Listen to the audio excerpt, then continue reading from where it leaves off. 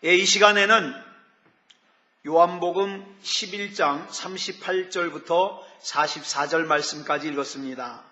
말씀의 제목은 무덤 앞에서의 예수님의 기도입니다. 자, 오늘 본문을 보면 예수님께서 우리가 잘 아는 죽은 나사로의 무덤 앞에 계십니다. 여러분, 우리가 무덤 그러면 뭐가 생각이 납니까? 무덤. 다 끝났다. 그죠? 다 끝났다. 무덤이라는 건 뭡니까? 더 이상 어떤 가능성도 없어요. 더 이상 어떤 희망도 없어요. 그냥 죽음 그 자체예요. 그러므로 무덤은 우리 인간의 한계에 있어서는 뭡니까? 모든 것이 다 끝난 절망스러운 것을 뜻합니다. 자, 이 가능성이 없는 곳, 그 어떤 희망도 없는 곳, 그 나사로의 무덤 앞에 예수님이 서셨어요. 그리고 그 옆에는 누가 있습니까?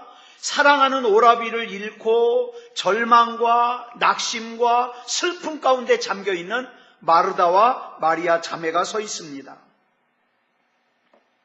자, 그런데 이 마르다와 마리아 자매를 찾아오신 예수님은 그저 단순히 사랑하는 오라비 나사로를 잃고서 슬픔에 잠겨있는 이 마르다와 마리아를 위로만 하기 위해서 찾아오신 게 아니잖아요. 예수님께서는 죽은 나사로를 살리기 위해서 찾아오셨어요. 오늘 이 시간 저와 여러분이 여기에 초점을 맞춰야 됩니다. 저와 여러분이 혹시라도 지금 속상함이 있다거나 답답함이 있다거나 아니면 어떤 기도 제목이 있을 때 그저 하나님 앞에 나와서 위로 정도 받고 돌아가려고 이 시간 나오시면 안 돼요. 여러분, 저와 여러분은요, 다시 살리시는 하나님의 능력으로 저와 여러분의 문제가 해결되고 저와 여러분의 인생 가운데 능력을 행하시는 하나님을 체험할 것을 기대하면서 나와야 됩니다. 하나님께서 저와 여러분을 만져주심을 직접 느껴야 돼요. 예수님께서 마르다와 마리아에게 말씀하셨어요. 네 오라비가 다시 살리라. 이 말씀은 뭡니까? 부활이요 생명이신 예수님의 선포예요. 다시 산다. 이 말씀은 마치 무엇과 같으냐면 창세기 1장에서 태초에 아무것도 없는 상태에서 하나님께서 말씀으로 천지를 창조하시는 것과 같다고 할 수 있어요. 왜? 죽었잖아요. 다 끝났잖아요. 그런데 다 끝나고 다 죽고 아무런 가능성도 아무런 희망도 없는 그 상태에 예수님께서 선포하시는 거예요. 그런데 예수님의 이 선포의 말씀에 마르다가 뭐라고 대답합니까? 요한복음 11장 24절 우리 같이 보겠습니다. 시작. 마르다가 이르되 마지막 날 부활 때에는 다시 살아날 줄을 내가 아나이다. 무슨 뜻이에요? 마르다는요, 부활을 믿어요. 부활을 믿는데 마르다의 생각에는, 잘 들으셔야 돼요. 마르다의 생각에는 죽은 오라비 나사로가 언제인간 모르지만 오랜 시간이 지난 후에 마지막 날 부활 때에는 다시 부활할 것을 믿지만 지금 당장 다시 살아나는 것은 불가능하다고 생각해요. 그래서 마르다와 마리아의 생각에는 지금의 상황은 이미 다 끝났다고 생각해요. 비록 예수님께서 지금 우리 곁에 계시긴 하지만 죽은 오라비 나사로가 지금은 다시 살아날 수 없고 지금은 불가능하고 지금은 희망이 없고 나중에 우리도 그렇게 생각하잖아요. 하나님의 기적이 언젠간 나타날 수 있지만 지금은 아니라고 생각하잖아요. 이 뭐예요? 믿음처럼 보이는 불신앙이에요. 그러니까 이 불신앙 때문에 뭐예요? 하나님이 우스워 보이는 거예요. 왜? 지금은 역사 안 하실 것 같으니까. 지금은 응답 안 하실 것 같으니까 기도가 우스운 거예요. 근데 이걸 우리가 바꿔야 돼요. 지금 역사하실 수 있어요. 지금 살리실 수 있어요. 뭐만 하면, 내 믿음이 지금 믿음다운 믿음이면, 이게 중요한 거예요. 이때의 상황을 보면요, 이미 오라비 나사로의 시신을 무덤에 안치한 지 3일이나 지났기 때문에 어떻다 그래요? 송장 썩는 냄새가 나요. 예. 그러니까 잘 보세요. 눈으로 보기에도 상황이 다 끝났고 코로 맡아지는 송장 썩는 냄새로 보아도 상황이 이미 다 끝났어요.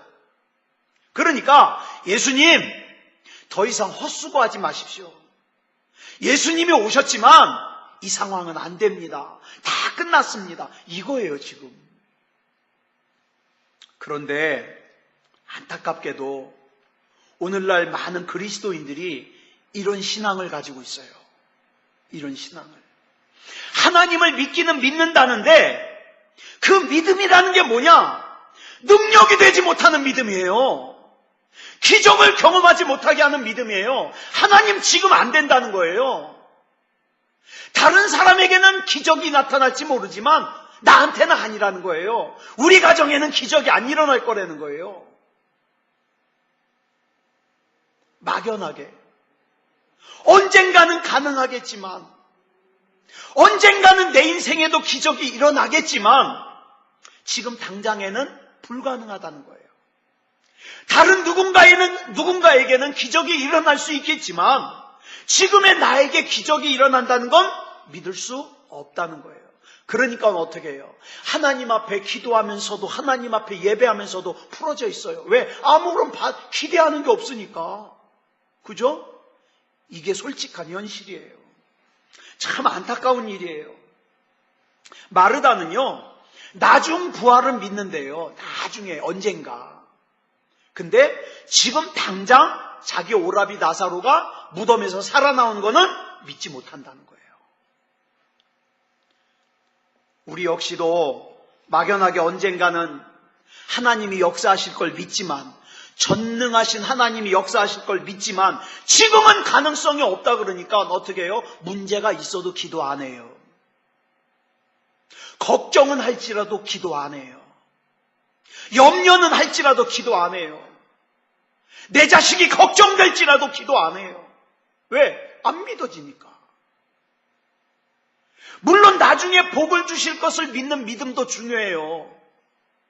그러나 여러분 기억하세요.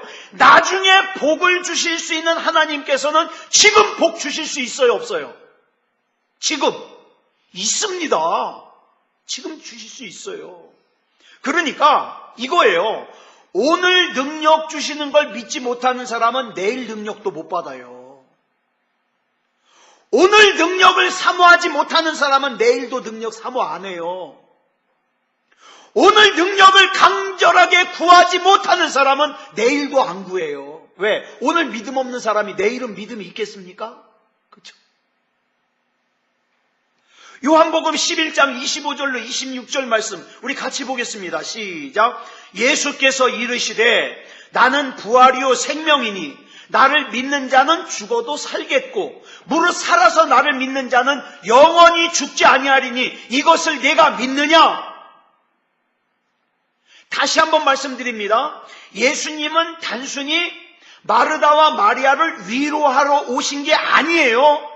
죽은 나사로를 살리러 오셨어요. 그런데 죽은 나사로를 살리러 오신 예수님께서 먼저 마르다와 마리아에게 뭘 합니까? 믿음을 물으십니다. 저와 여러분에게도 마찬가지예요. 믿음을 먼저 물으세요. 이걸 네가 믿느냐? 왜 그럴까요? 쉽게 생각하면 그냥 하나님이 뭐 물어보지 말고, 저도 막 설교 시간에 뭐 물어본다고 우리 집사람이 뭐라 그러는데, 물어보지 말라 그러는데, 예수님께서 물어보지 않고 그냥 먼저 살려주시면 얼마나 잘 믿겠어요. 그죠? 물어볼 필요 없잖아요. 죽은 나사로 살려주면 근데 믿습니다 그러잖아요. 뭐하러 물어볼까요? 물어보는 이유가 있어요. 너희에게 뭘 해주길 원하느냐? 예수님이 능력을 행하시기 전에 너희에게 뭘 해주길 원하느냐? 내가 능히 이 일 할 줄을 믿느냐? 왜 먼저 물어보실까요? 주님의 능력은요, 내 믿음이라는 그릇에 담겨요.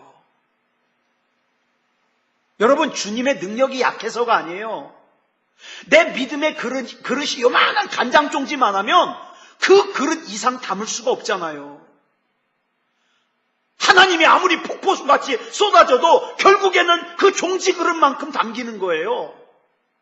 들통만한 믿음이 있는 사람은 들통만큼 담아요. 그렇죠? 그래서 예수님께서는 먼저 이 믿음이라는 그릇을 크게 준비하길 원하시는 거예요. 그래서 우리는 항상 뭘 기도해야 됩니까? 큰 믿음 주시옵소서. 큰 믿음 주시옵소서. 우리 주님의 관심은요, 우리 직분이 아니에요. 네가 목사냐, 장로냐, 권사냐, 집사냐, 이 직분에 관심 있는 게 아니에요. 내 학력에도 관심 없어요. 내 재산에도 관심 없어요. 내 눈이 크냐, 작으냐, 잘생겼냐, 못생겼냐, 외모에도 관심이 없어요. 우리 주님의 관심은 오로지 너 나 믿냐? 왜? 믿음은 역사하시려고. 믿음은 역사하시려고. 그럼 우리 뭐라고 대답하면 돼요? 주여 내가 믿나이다. 어렵지 않잖아요. 앞으로 언젠가가 아니라 너의 죽은 오라비 나사로가 지금 다시 살아날 걸 믿냐? 다른 사람에게 아니라 오늘 이 시간 너에게 하나님의 기적이 일어날 걸 믿냐? 하나님이 네 편이 되어주시고 너에게 능력이 되어주시고 응답이 되어주실 걸 믿냐? 이걸 물어보신다니까요.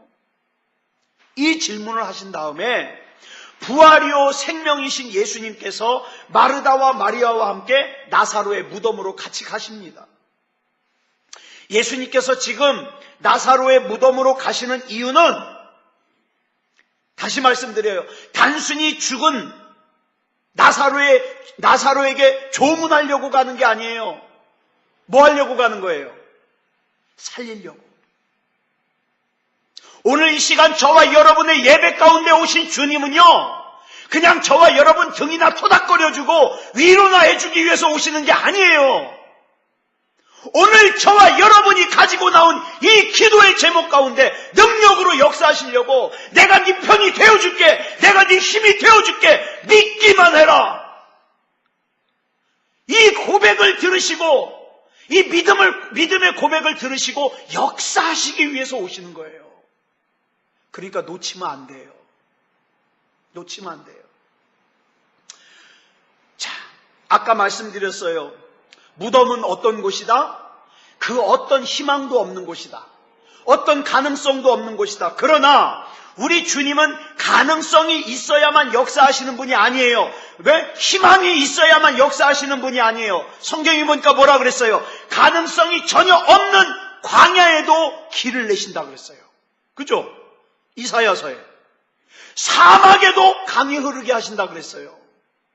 그러면 우리는 이 말씀 가운데 어떻게 반응해야 돼요? 주여, 내가 믿습니다. 믿습니다. 나사로의 무덤에 오신 예수님께서는 먼저 마르다와 마리아에게 믿음을 물어보신 다음에 그 다음에 뭘 말씀하세요? 무덤을 막아놓고 있는 저 돌문을 굴려라, 열어라, 옮겨놔라. 예수님의 이 말씀에 마르다가 이렇게 대답해요. 줄친 것만 시작. 주여, 죽은 지가 나흘이 되었음에 벌써 냄새가 나나이다. 무슨 뜻이에요? 예수님, 지금 무덤 열어봐야 소용없습니다. 제가 안 해본 게 있걸랑요? 이간디요? 내가 안 해본 게 있간디요? 다 해봤는데 지금 이 상태니까 저 무덤 열어봐야 소용없습니다. 내가 생각하기에는 이미 이 상황은 다 끝났으니까 예수님, 더 이상 쓸데없는 짓, 쓸데없는 고생하지 마십시오. 부쩍 예수님 생각해 주는 것 같아요. 그죠? 죽은 오라비 나사로가 아파서 치료해달라고 예수님께 사람을 보냈잖아요. 예수님 오시라고. 그러면 이건 뭡니까? 예수님이 자기 오라비를 치료하실 걸 믿었으니까 오시라 그런 거 아니에요. 그렇죠? 치료할 걸 믿었으니까. 근데 지금 이미 죽은 지 3일이나 지나서 썩은 냄새가 나는 지금은 예수님이 다시 살리는 것은 불가능하다고 생각해요. 지금 뭐예요? 예수님께서 하실 수 있는 것과 하실 수 없는 것을 누가 결정하고 있어요, 지금? 자기가 결정하고 있어요, 자기가. 만약에 이 자리에 저와 여러분이 있었다면 어떻게 반응하시겠습니까? 예? 지금의 내 신앙에 비추어서 나는 어떻게 반응했을까?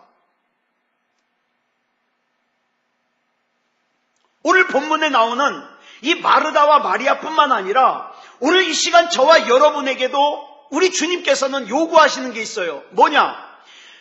낙심이라고 하는 무덤, 절망이라고 하는 무덤, 질병이라고 하는 무덤, 원망이라고 하는 무덤, 두려움이라고 하는 무덤, 실패라고 하는 무덤을 가로막은 돌을 옮겨놔라.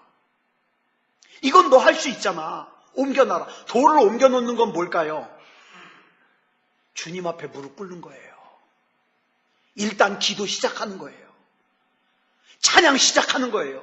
예배 시작하는 거예요. 이건 할 수 있잖아요. 돌을 옮겨놔라.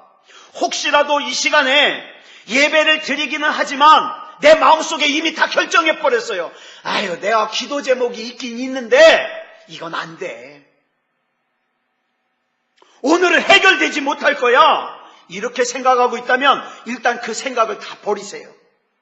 그리고 돌문을 옮겨 놓으세요. 사실 우리 주님은요, 그냥 말씀으로도 이 돌문 열 수 있어요. 그죠? 그냥 눈짓만 해도 돌문 열 수 있어요. 그런데 왜 굳이 마르다와 마리아에게 돌문을 옮겨 놓으라 그랬을까요? 그 전까지 마르다와 마리아가 믿음이라는 그릇을 준비했어요? 못했어요? 아직 못했어요. 돌문을 열으라니까 뭐라고 얘기해요? 아이고, 죽은 지가 지금 나흘째라 송장 썩는 냄새가 펑펑 나서 이제 안 돼요. 이러고 있잖아요. 그릇이 준비 안 됐어요. 그렇지만 예수님께서는 이 마르다와 마리아가 무덤을 가로막은 돌문을 여는 것을 통해서라도 조금이라도 믿음의 그릇을 준비하길 원하시는 거예요. 왜? 거기에 담아주시려고. 거기에 죽은 나사로가 살아나는 기적을 담아주시려고. 그러니까 저와 여러분도 이 시간에 또 하나님 앞에 기도할 때에 나는 안 될 거야, 이 문제는 안 될 거야, 이렇게 무덤을 가로막은 돌문을 활짝 여시기 바랍니다. 나는 할 수 없지만 우리 하나님은 가능하시다. 그렇기 때문에 나는 이 문제를 우리 주님께 맡기고 나는 기도할 뿐이고. 그죠? 이게 믿음입니다. 믿음.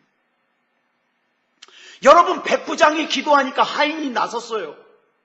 저와 여러분이 기도하면 내 인생을 가로막은 돌문이, 우리 가정을 가로막은 돌문이, 우리 교회를 가로막은 돌문이, 이 나라 이 민족을 가로막은 돌문이 옮겨집니다. 그러면 살리는 건 누가 하셔요? 살리는 건 주님이 하셔요. 여러 번 강조하지만 우리 주님은 저와 여러분이 할 수 없는 거 하라 그러는 게 아니에요. 돌문 여는 건 할 수 있잖아요. 기도 시작하는 건 할 수 있잖아요.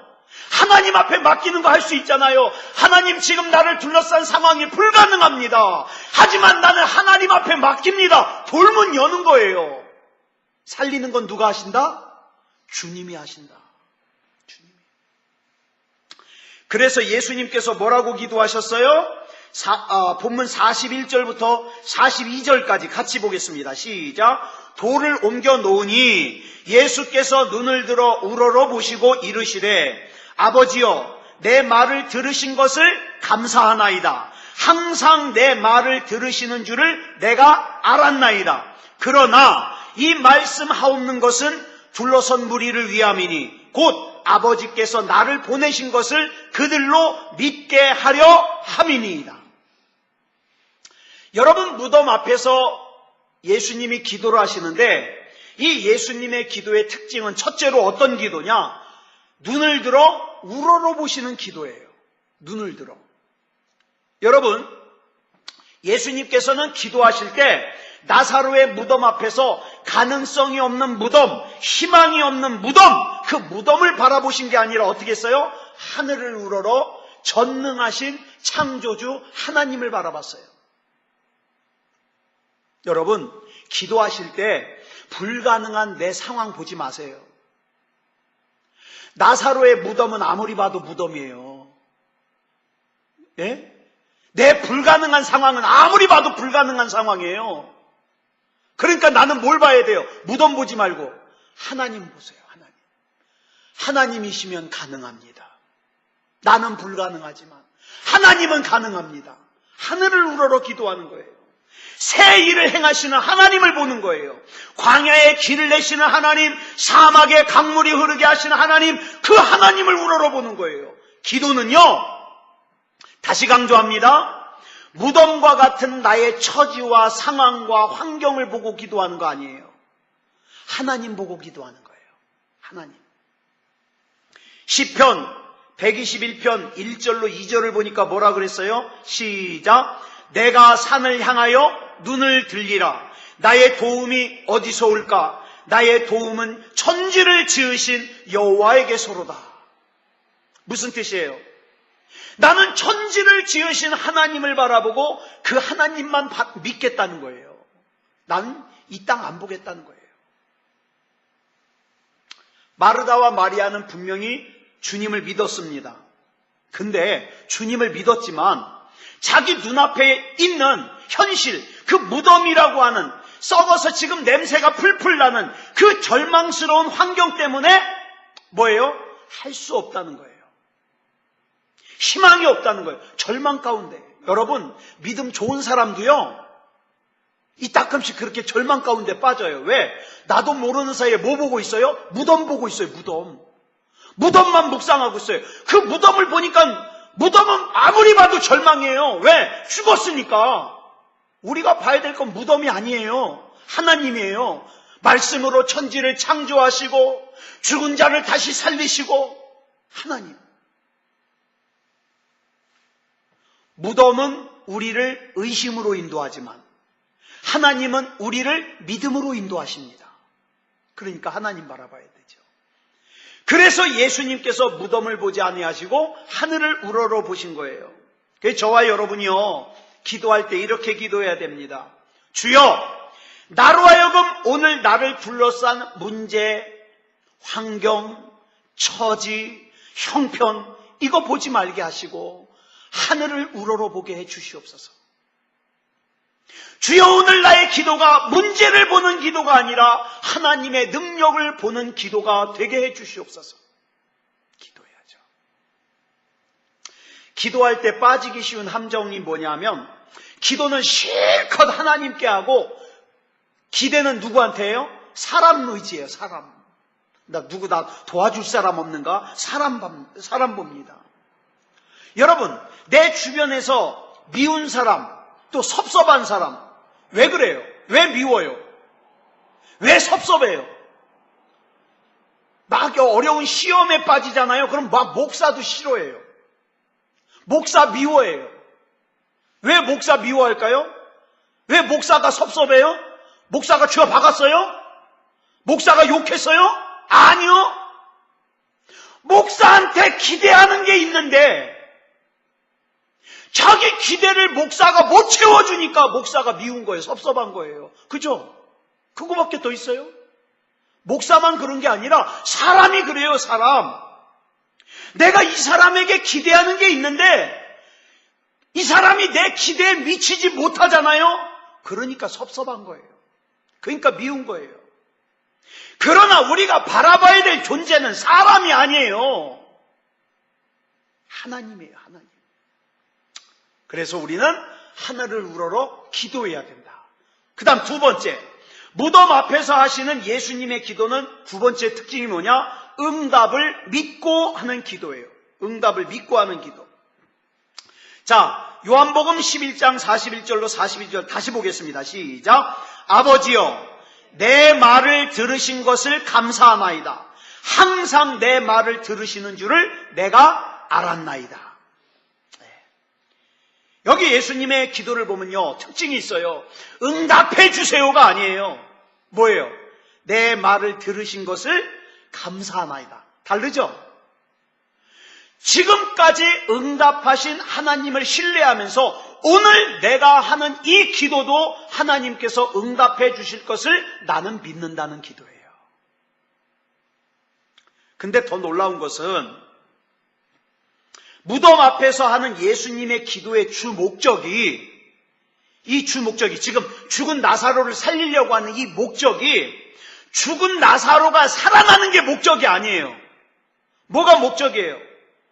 죽은 나사로가 살아나는 것을 통하여 하나님이 영광 받으시는 게 목적이에요. 오늘 저와 여러분이 우리 하나님 앞에 기도해서 우리 문제가 해결되고 하나님 앞에 영광 돌리는 것도요, 진짜 목적은 내 문제가 해결되는 게 아니라 그 일을 통하여 하나님 앞에 영광 돌리는 게 목적이에요. 영광. 그래서 그렇게 기도해야죠. 하나님, 정말 하나님 앞에서 영광스러운 인생을 살고 싶습니다. 조금 전까지만 해도 무덤을 열어봐야 소용없다고 했던 마르다와 마리아에게 예수님이 무덤을 열라고 하시면서 주님께서 하신 말씀이 뭐예요? 본문 40절 시작. 내 말이 내가 믿으면 하나님의 영광을 보리라 하지 아니하였느냐. 자, 이 말씀 보면 믿으면 하나님의 영광을 볼 것이라고 예수님이 말씀하셔요. 근데 이 말은요, 하나님의 영광을 이미 본 사람만 할 수 있는 말이에요. 이 하나님의 영광을 보는 경험을 못 해본 사람은 이 말 못해요. 그렇다면 예수님께서는 이미 나사로의 무덤 앞에서 뭘 보신 거예요? 하나님의 영광을 보신 거예요. 여기서 말하는 하나님의 영광이라는 게 뭘까요? 나사로의 무덤에는요, 믿음이 아니면 알 수 없는 하나님의 영광이 담겨져 있어요. 나사로의 무덤에는. 요셉이요, 애굽으로 종으로 끌려가가지고 11년 동안 보디발의 집에서 종살이를 하고 2년 동안 억울하게 감옥살이를 했어요. 근데 요셉은 몰랐어요. 아니, 내가 왜 뭘 잘못해가지고 내가 여기까지 끌려와가지고 종살이를 하고 억울하게 감옥살이를 하고 내가 13년 동안 내가 이렇게 고생을 해야 되지? 뭐 때문에? 내가 하나님 앞에 뭔 죄를 졌는가? 몰랐어요, 이유를. 그런데 나중에 하나님의 섭리를 깨닫고 나니까 그 이유를 깨달아요. 창세기 45장 5절에서 요셉이 이런 말을 합니다. 시작. 당신들이 나를 이곳에 팔았다고 해서 근심하지 마소서, 한탄하지 마소서. 하나님이 생명을 구원하시려고 나를 당신들보다 먼저 보내셨나이다. 즉 하나님께서 자기를 애굽으로 보내신 이유가 뭐다? 생명을 구원하시려고. 이유를 알게 된 거예요. 그 하나님께서 저와 여러분의 삶에도 뭐를 담아두셨어요? 하나님의 영광을 담아두셨어요. 그래서 저와 여러분은 이렇게 기도해야 됩니다. 하나님, 내 삶에 담겨진 하나님의 영광을 보게 해주십시오. 내가 왜 이 일을 겪어야 되는지 깨닫게 해주십시오. 그래서 하나님의 뜻대로 잘 쓰임받게 해주십시오. 언젠가는 저와 여러분도 요셉처럼 이렇게 고백할 거예요. 하나님이 그때 왜 나를 그 상황에 보내셨는지, 하나님께서 그때 왜 나를 그 일을 겪게 하셨는지 알 거예요. 지금 당장 내 눈에 보이는 모습은 형들이 나를 종으로 팔아먹은 거예요. 누가 나를 힘들게 하는 거예요. 내가 생각하는 일들이 잘 안 풀려요. 그렇지만 이 모든 것이 하나님의 섭리였다는 걸 깨닫게 될 날이 온다 이 말이에요. 예수님께서 죽은 나사로의 무덤에 오신 이유는 그저 단순히 죽은 나사로를 살리는 기적을 행하는 게 목적이 아니에요. 이 죽은 나사로를 살리는 이 사건을 통해서 하나님께서 받으실 영광을, 하나님의 섭리를 보신 거예요. 여기 담겨져 있는. 그래서 아직 하나님의 영광을 보지 못하고 그저 답답하게 살고 있는 마르다와 마리아에게 뭐라 그래요? 네가 믿으면 하나님의 영광을 보리라고 내가 말하지 않았느냐. 제발 좀 믿어서 하나님의 영광을 봐라. 이 권면을 하시는 거죠. 여러분, 우리가 살면서 왜 원망하고 불평합니까? 아직 하나님의 영광을 보지 못해서 그래요. 그러니까 눈에 보이는 것에만 끌려다니니까 원망하고 불평하는 거예요. 왜 짜증이 나죠? 아직 하나님의 영광을 보지 못해서 그래요. 왜 지금 당장 내 삶만 보면서 불안해하고 두려워하고 떱니까? 아직 하나님의 영광을 보지 못해서 그래요. 죽은 나사로가 살아나는 기적을 보면 그러면 다 하나님의 영광을 볼 수 있는 거예요? 아니요. 만약에 마르다와 마리아가 끝까지 믿지 않았다면 나사로가 다시 살아나는 기적을 봤다 하더라도 하나님의 영광 못 봅니다. 저는 주일날 예배를 이렇게 드리고 나면 그런 걸 느껴요. 똑같이 예배 시간에 참석하고 똑같이 이창원 목사를 통해서 증거되는 설교 말씀을 듣는데 어떤 사람은 그 시간에 하나님의 영광을 보는 사람이 있는가 하면 그냥 예배 보는 사람이 있어요. 진짜 달라요. 이 앞에서 보면 보여요. 만약에 하나님의 영광은 보지 못하고 죽은 나사로가 살아나는 기적만 보면은 마르다와 마리아가 뭐라 그랬을까요? 아유, 죽은 줄 알았던 오라비가 다시 살아났네? 신기하네? 그죠? 그 끝이에요. 근데요, 믿음은요, 하나님을 신뢰하면요, 하나님의 영광이 보입니다. 심지어는 무엇 가운데서도 하나님의 영광을 보느냐? 내가 당하는 고난 가운데서도 하나님의 영광을 봐요. 하나님이 나를 왜 이렇게 역사하셨는지, 인도하셨는지. 여러분, 죽은 나사로가 살아나는 이 현장에는요, 참 수많은 사람들이 다 구경했어요. 그들은 모두 죽은 나사로가 살아나는 기적을 함께 봤지만 예수님께서 보셨던 하나님의 영광을 본 사람은 없어요. 여러분, 우리는 이 하나님의 영광을 보는 것에 욕심을 내야 됩니다. 하나님의 섭리, 하나님의 영광이 담겨져 있는 기적, 이걸 우리가 뭐라 그러냐? 표적이라 그래요. 표적. 요한복음 2장에 보면은 가나라는 곳에서 혼인잔치가 열렸는데 포도주가 떨어져서 예수님이 물로 포도주를 만드시죠. 근데 여기 보니까 이걸 뭐라 그래요? 기적이라고 하지 않고 표적이라고 나와요. 왜? 여기에는 하나님의 섭리와 영광이 담겨져 있으니까. 자, 11절 볼까요? 시작. 예수께서 이 첫 표적을 갈릴리 가나에서 행하여 그의 영광을 나타내심에 제자들이 그를 믿으니라. 그래서 표적이에요. 제자들이 표적을 보고 신기해하고 그냥 끝난 것이 아니라 어떻게 마무리가 돼요? 그를 믿으니라. 이렇게 마무리가 돼요. 고난도요, 믿음으로 감당하면 고난 안에 담겨져 있는 하나님의 영광을 보게 됩니다. 제가 참 속상한 얘기를 좀 들은 게 지금 명성교회가 아주 시끄럽잖아요. 제 페이스북에 이렇게 들어가 보면 새물결 플러스라는 출판사가 있어요.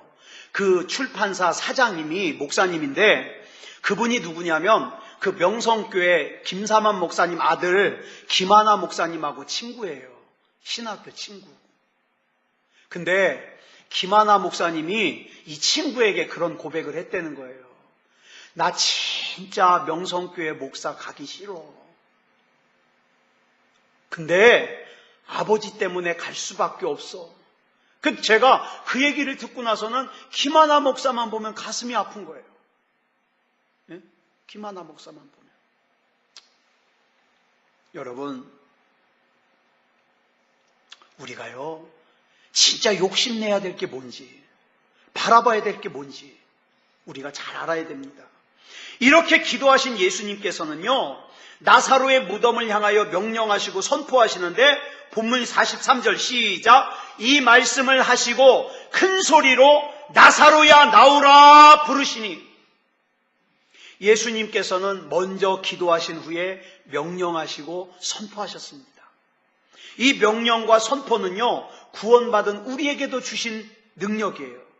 원래 이 선포의 능력은 누구만 가지고 있는 거냐? 하나님만 가지고 있는 능력이에요.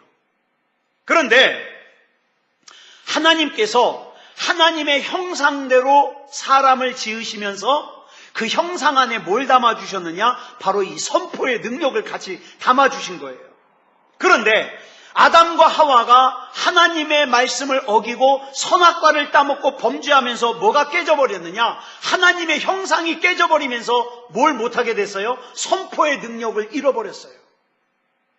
그러나 우리가 다시 예수 그리스도를 구주로 영접해서 하나님의 자녀가 되고 구원받은 하나님의 믿음의 백성이 되면서 뭘 회복하게 된 거예요? 하나님의 형상을 회복하게 된 거예요.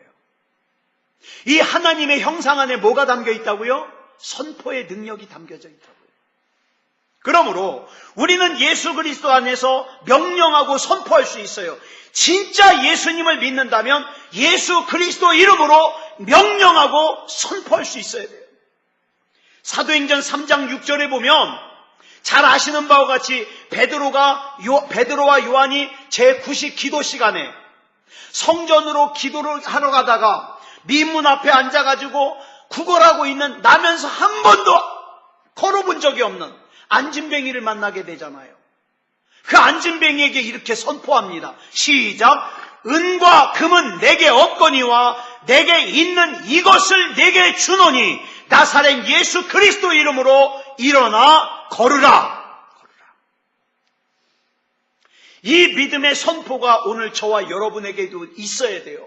두려움과 염려와 걱정으로 주저앉아 있는 내 인생아, 우리 가정아, 나에게는 다른 거 아무것도 없지만 나에게는 나사렛 예수 그리스도의 이름이 있으니 이 나사렛 예수 그리스도 이름으로 명하노니 일어나 걸어라. 내 인생도 일어나 걷고 우리 가정도 일어나 걷고 교회도 일어나 걷고 이 나라 이 민족도 일어나 걷고 일어나 걸어라. 선포해야죠. 이 예수님의 능력을 오늘 예수 그리스도 이름에 담아서 저와 여러분에게 주셨습니다. 그러니까 이 밤에 기도하실 때 그 예수 그리스도 이름으로 기도하세요. 선포하세요. 명령하세요. 두려움아 떠날지어다. 불안아 떠나갈지어다. 하나님이 주시는 평안이 임할지어다. 질병아 떠나갈지어다. 우울감도 떠나갈지어다. 선포해야죠. 선포. 이렇게 기도하는 저와 여러분이 되기를 그리스도 예수님의 이름으로 축원합니다. 기도하겠습니다. 사랑의 아버지 하나님 감사합니다.